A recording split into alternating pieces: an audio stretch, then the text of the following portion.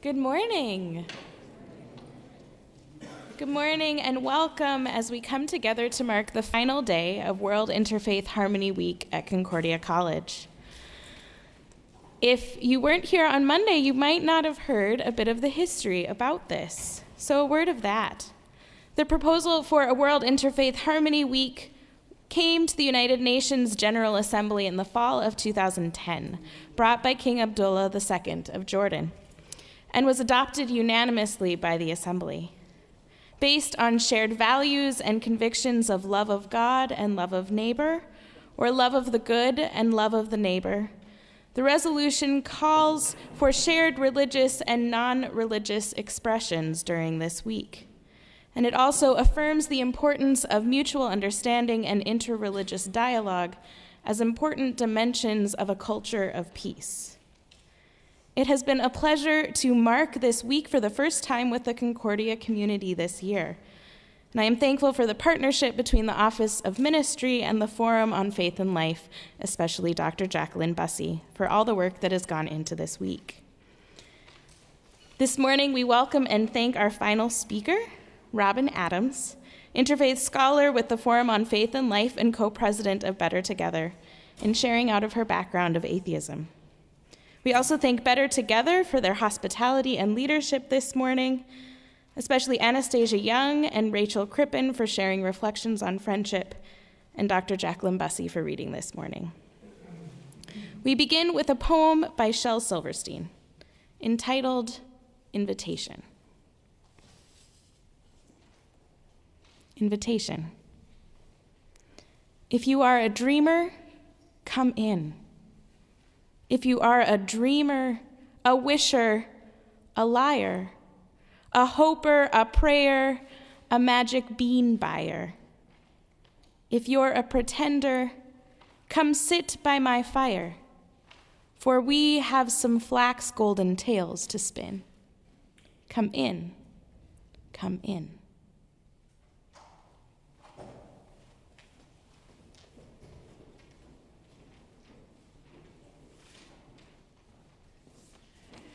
Two years ago, I had the privilege of going abroad to India through the Social Justice Peace and Development Program.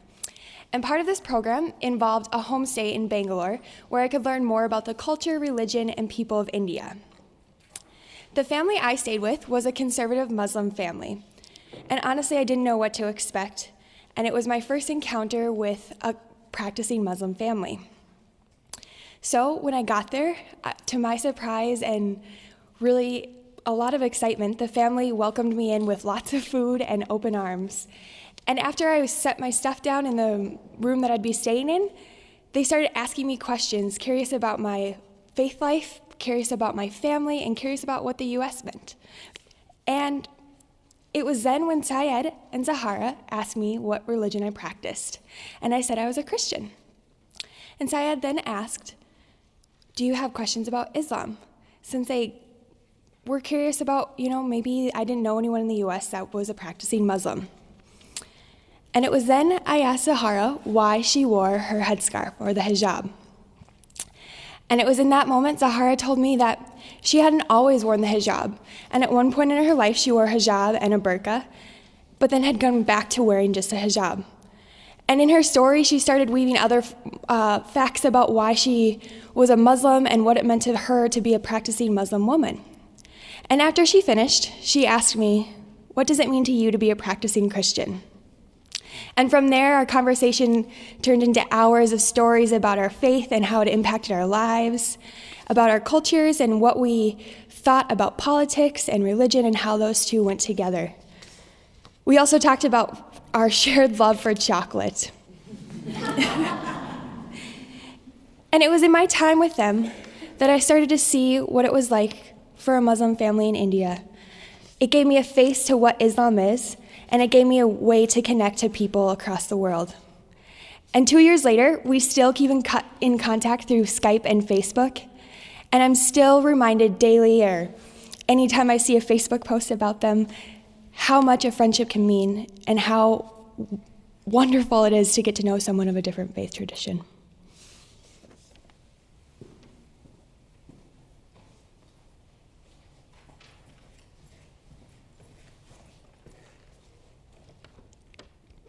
There isn't just one atheistic view.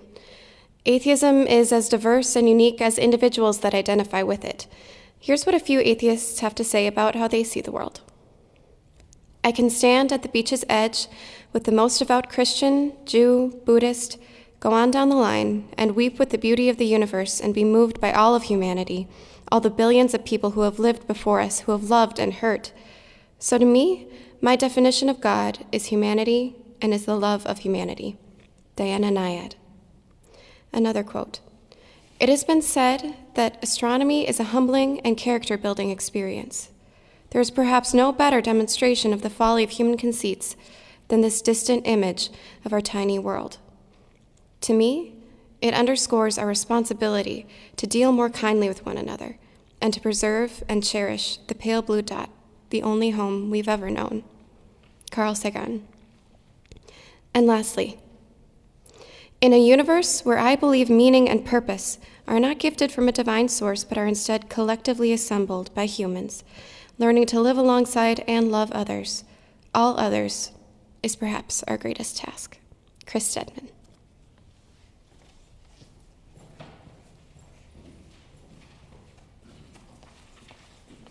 Good morning, everybody.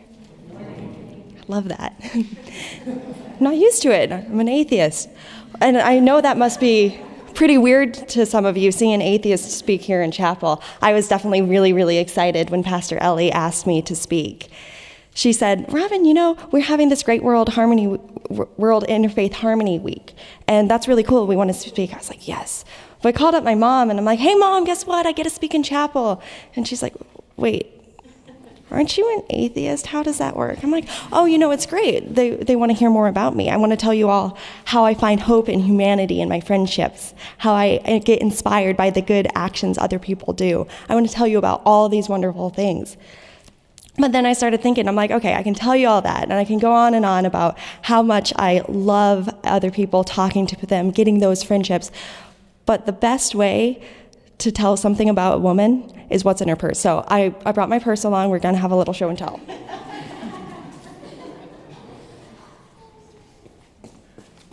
All right, simple black purse. No magic tricks, don't worry. Let's see here. I have a piece of paper, typical for a college student. I have my very, very bejeweled cell phone, and I think that was a ticket stub down there. I have my keys. It's full of receipts to Perkins. I love that pie. Let's see, I have a pen in there. There's a fancy little sticky note card. Okay, all right, here's some bubbles. Okay, this is cool. I know many people carry around bubbles in their purse, so let me show you.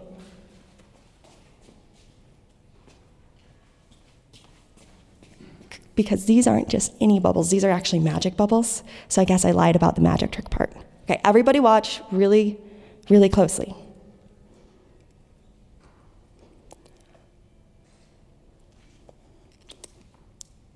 Oh, see?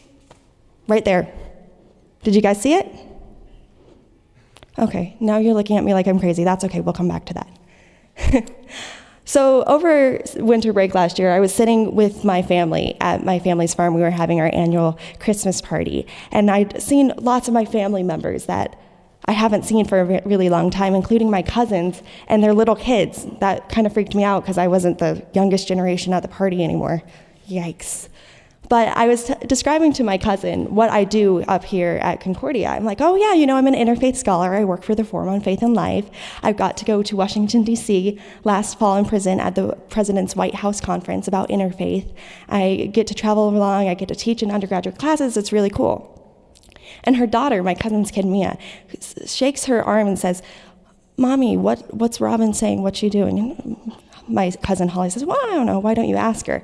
So I go into my spiel about interfaith relationships and building a better world together, and her eyes are just huge. She doesn't understand a thing I'm saying. So I turn, I'm like, okay, well, basically, I'm a professional friendship maker. And she goes, oh, that's really cool. I'm like, all right, maybe we'll have that conversation a couple years down in the road, what interfaith is. But it wasn't until a few weeks later that I started really thinking about what that is, what that means. A professional friendship maker. What is that about? You see, I wasn't always really into interfaith.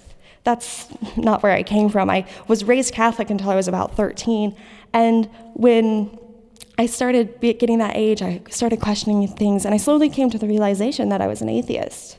And this was something really hard for me and something I hid from a lot of people for a long time. And I wouldn't say I was anti-religious, but I definitely ran the other way anytime anybody started talking about it. But then when I came to Concordia, something I was really scared to do, in a large part because this room was in the campus center, I started realizing something different. We had Ibu Patel speak, and he was saying, I'm a Muslim, and I want to save the world. I want to stop homelessness, and I want to make sure everybody has a meal to eat. I'm like, hey, I want to do that too. That sounds cool. So I got really involved in Better Together, and I started learning about these things. But the coolest things I started to do was talking to my friends. I had a Catholic roommate the first time, my first semester, and she and I had very different perspectives. She's very Catholic, and I must admit, kind of intimidated by that. But after we started to get to know each other, we'd have these deep conversations. I'd be like, okay, can you tell me a little bit more about the Trinity? I really don't understand that. And she'd ask me questions like, okay, Robyn, like, I know you're a good person. You're not doing anything really bad that I see. Like, where do your morals come from? And so we'd have these wonderful conversations, and they would continue with more than just her. Then my other friends, my club that I was with my freshman year, we would talk about these things until like 4 a.m, typical college student, I suppose. And slowly, I started becoming even more comfortable with my atheist identity. Somehow, when we were talking, I would start out a weak atheist, and they maybe not knowing everything about Christianity, but we would learn more about our faiths, become stronger, and become stronger human beings. And so that all happened in kind of my first semester of college. And after that, I'm like, okay, I love this interfaith thing. This is what I want to do. So I applied for a position in Better Together. I was their community lead. I started working with the community, talking to other people about this. I got the interfaith scholar position, where I was very luckily allowed to go to the White House. Like I said, I get to be on all these sorts of wonderful community committees and doing great things that I really, really love. I get to even present in undergraduate classes talking about these kinds of friendships. And that's really wonderful, and I really love that. I even want to be a religion professor someday so I can teach that compassion. But as great as that all is, and it is, the most meaningful part of interfaith actually happened when my friend Wes was telling me about a story. He is a Bible camp counselor, and he said that one day this summer, a little kid came up to him. He said that kid started saying really bad things about atheists. He said, okay, well, let me tell you about my friend Robyn. And I'll admit, the first time he told me that story, I definitely cried, at least on the inside. Okay, it was on the outside. But those kinds of friendships, those kind of things that make other people think a little bit differently, we don't have to agree on the same thing. But that doesn't mean we can still be friends. All right, let me try the bubble thing again. I think you guys might get it. Okay, watch really closely.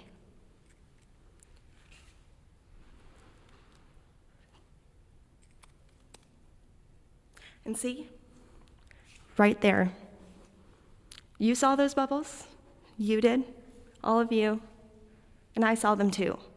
And just because we don't believe in the same thing, just because you and I might not say, I believe in God, I believe in this and this and this, just because we don't see that the same way, we still see those bubbles the same way. We still see them as beautiful. We still see them as wonderful and amazing, and that is magical. So now we're going to do our reflection activity. And so when you all came in, you got these wonderful little note cards. And so I encourage you to take a few moments and write down a letter to a friend, maybe somebody you haven't talked to for a little bit.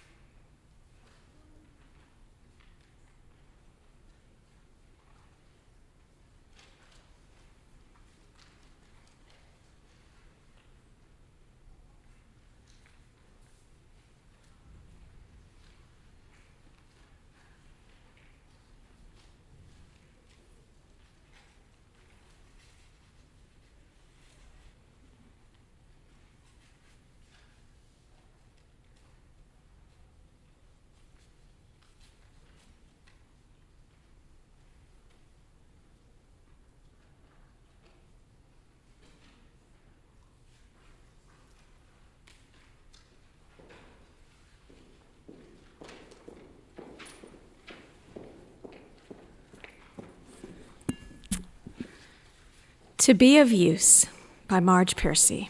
This is one of my very favorite poems. The people I love the best jump into work head first, without dallying in the shadows, and swim off with sure strokes almost out of sight. They seem to become natives of that element, the black, sleek heads of seals bouncing like half-submerged balls. I love people who harness themselves and ox to a heavy cart, who pull like water buffalo with massive patience, who strain in the mud and the muck to move things forward, who do what has to be done again and again.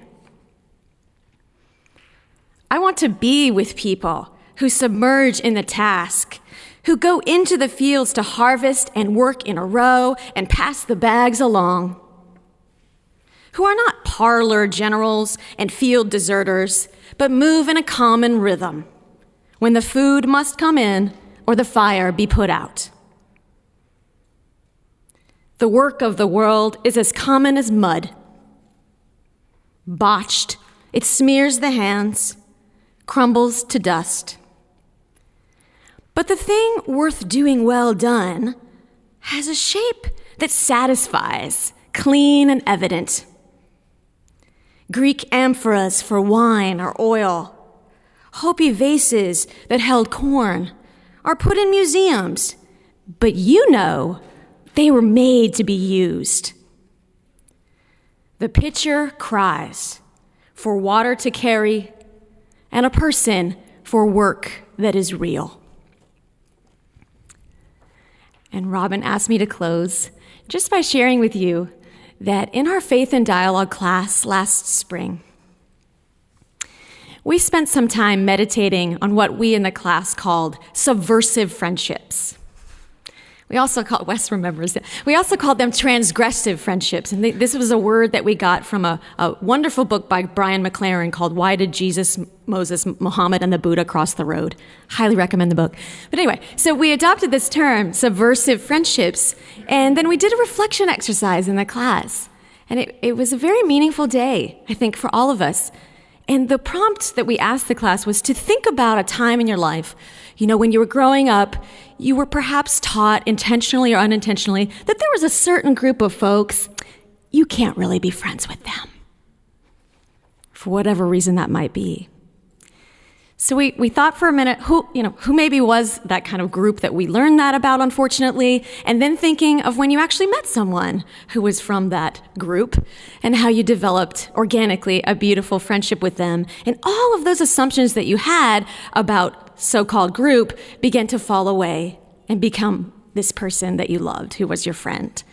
And so everyone in the class, I was so thrilled that day because everyone in the class had an example of a subversive friendship that had changed their life. So that was how Robyn wanted me to close, was to invite you to think of a time in your life when you had a transgressive friendship. And what did you learn from that? So I'll close by saying, go and make peace through friendship. It's the only way peace has ever been built. Thank you.